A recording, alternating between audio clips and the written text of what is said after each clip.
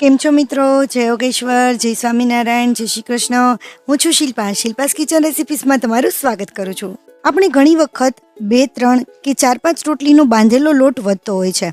આપણે જ્યારે બપોરનો લોટ વધ્યો હોય અને સાંજે કંઈક નવું બનાવવાની ઈચ્છા હોય ત્યારે તે લોટનો ઉપયોગ જ નથી થતો અને બીજા દિવસે એ લોટની રોટલી બનાવી નથી શકતા. પરંતુ એ વધેલા લોટનો ઉપયોગ કરીને જો કંઈક નવું બનાવીએ તો ખૂબ જ મજા આવી જાય. આ રેસીપી જોઈને તમે ખૂબ જ ખુશ થઈ જશો. આવી રેસીપી ક્યારેય નહીં જોઈ હોય અને જોતાની સાથે જ તરત બનાવવાનું મન થઈ જશે અને દોડીને બનાવશો. તો ચાલો આપણે બનાવવાનું શરૂ કરીએ. એ પહેલાં તમને એક રિક્વેસ્ટ છે કે રેસીપી છેલ્લે સુધી જોયા પછી જો તમને ગમે તો એક લાઇક જરૂર કરી દેજો, કેમ કે તમારી એક લાઇકથી મને નવી નવી રેસીપી બનાવી અને તમારા સુધી પહોંચાડવાનું મારું પ્રોત્સાહન વધે છે. મારું પ્રોત્સાહન વધારવા માટે એક લાઇક જરૂર કરજો અને આવી નવી રેસીપીના નવા વિડીયો જોવા માટે ચેનલને સબસ્ક્રાઈબ ન કર્યું હોય તો સબસ્ક્રાઈબ પણ કરી લેજો, જેથી નવી રેસીપીનો નવો વિડીયો તમારી પાસે તરત પહોંચી શકે. તો ચાલો બનાવવાનું શરૂ કરીએ.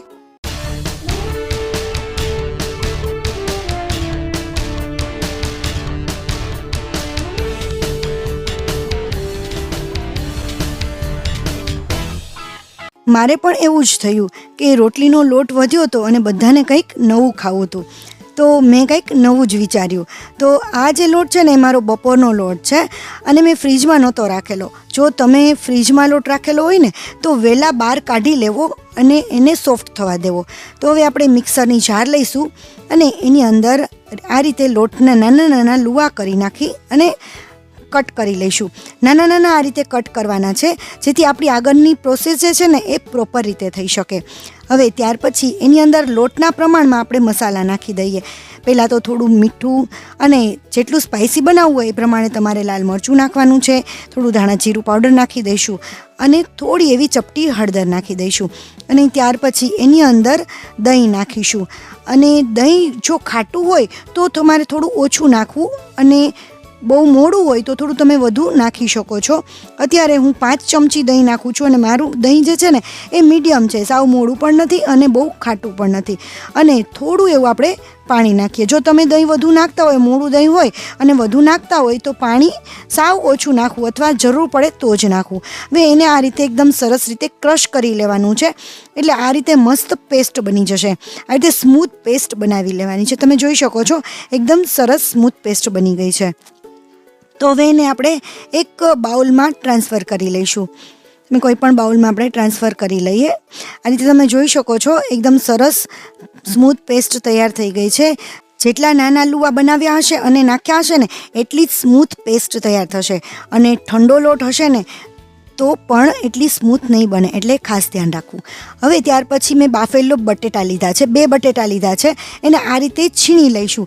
તમે છૂંદી અને નાખી શકો છો, પણ એમાં કણકી રહી જાય છે.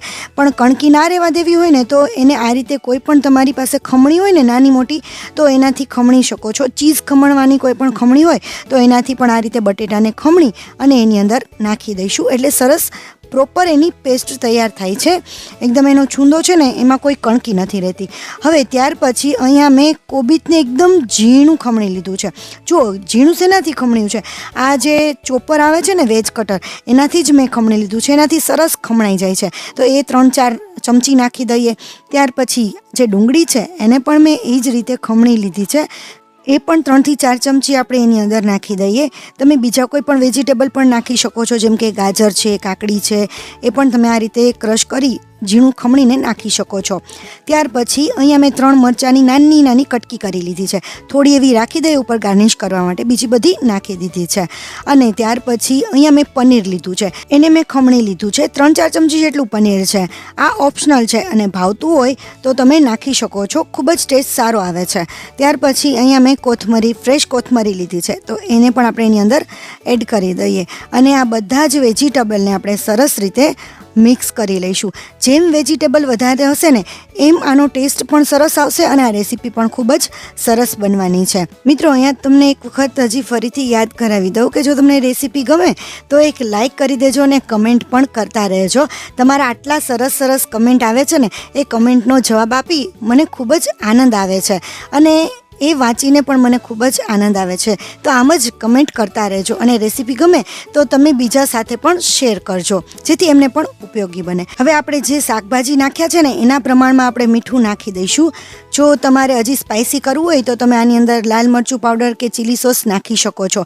અત્યારે હું અડધી ચમચી જેટલો સોયા સોસ નાખું છું અને ત્યાર પછી 1 ચમચી જેટલો આપણે ટોમેટો કેચઅપ નાખીશું. આ બંને આ રીતે અડધી ચમચી અને 1 ચમચી નાખી દેવાના છે.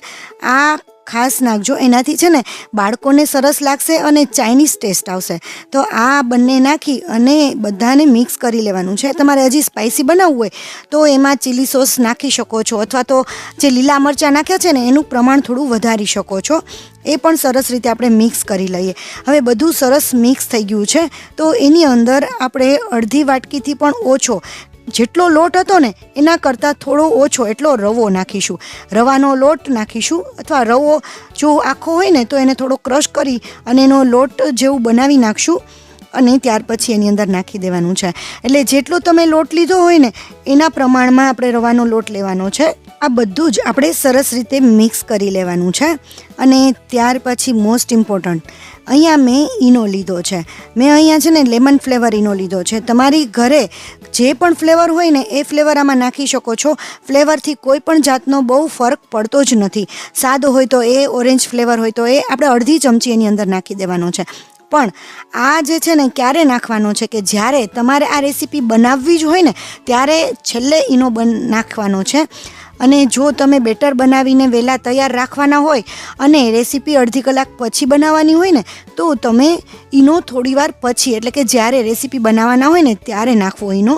ઈનો નાખ્યા પછી બેટરને એકદમ સરસ રીતે હલાવી લઈશું, જેથી બેટર છે ને એકદમ સરસ સોફ્ટ લાગવા માંડશે અને એકદમ ફૂલાયેલું લાગશે. તો હવે આપણે જઈએ ગેસ તરફ.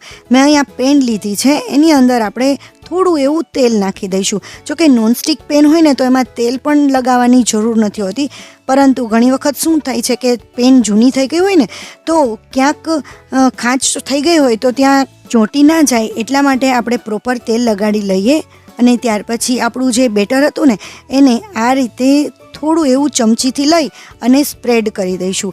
હું અત્યારે નાના રાઉન્ડ કરું છું અને જો તમારે મોટું એક બનાવવું હોય ને તો એ રીતે પણ તમે બનાવી શકો છો. અત્યારે હું આ રીતે નાના 3 બનાવીશ, જે છે ને બાળકોને ખાવા પણ ગમશે અને જોઈને એને ખાવાનું પણ મન થઈ જશે. તો આ રીતે બનાવી લેવાના છે.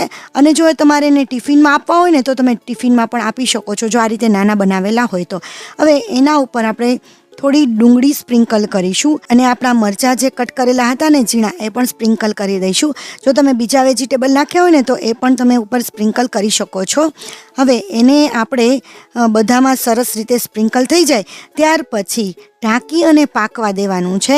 ઢાંકીને લગભગ અડધી મિનિટ જેવું પકવશો ને ત્યાં જ એ સરસ શોક થવા લાગશે. અને આને સ્લો ટુ મીડિયમ ફ્લેમ ઉપર જ પકાવવાનું છે, બહુ વધારે હાઈ ફ્લેમ ઉપર પણ નહીં અને સાવ સ્લો ફ્લેમ ઉપર પણ આપણે નહીં પકાવીએ. જુઓ તમે, અડધી મિનિટ જેવું થયું ને ત્યાં એનું જે બેટર હતું ને એ સરસ શોક થઈ ગયું છે. આમ એકદમ થીક થઈ ગયું છે. આપણો જે લોટ હતો ને એ સરસ પાકી ગયો છે. તો આ રીતે કરીશું ને એટલે સરસ પલટી જશે. તો આ રીતે પલટાવી લઈશું, બધા જ પલટાવી લઈએ વારાફરતી. જુઓ તમે જોઈ શકો છો કે આસાનીથી ઉખડી જાય છે અને તરત જ પલટી પણ જાય છે. તો આ રીતે બીજી સાઈડ પણ સરસ રીતે આપણે પકવી લઈશું. હવે જ્યારે બીજી સાઈડ પકવીશું ને ત્યારે એને ઢાંકવાની જરૂર નથી હોતી અને અડધી મિનિટ જેવું થશે ને ત્યાં બીજી સાઈડ પણ સરસ રીતે પાકી જશે.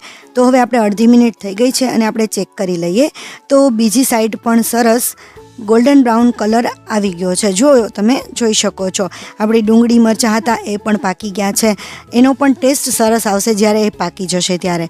તો આ રીતે બધું જ પાકી ગયું છે. તો હવે એને આપણે એક વાસણમાં લઈ લઈએ અને એને આપણે સર્વ કરીએ. સર્વ કરતી વખતે એક બીજી ઇમ્પોર્ટન્ટ વસ્તુ છે કે એની ઉપર આપણે જો બાળકોને આપીશું અને આ મેયોનીઝ નાખીને આપીશું ને તો એને ખૂબ જ ભાવશે. અથવા તો તમે ટોમેટો કેચઅપ પણ એની ઉપર નાખી શકો છો, આ દહીં સાથે પણ ખાઈ શકો છો અને કોઈ પણ લાલ ચટણી કે લીલી ચટણી સાથે પણ તમે ખાઈ શકો છો.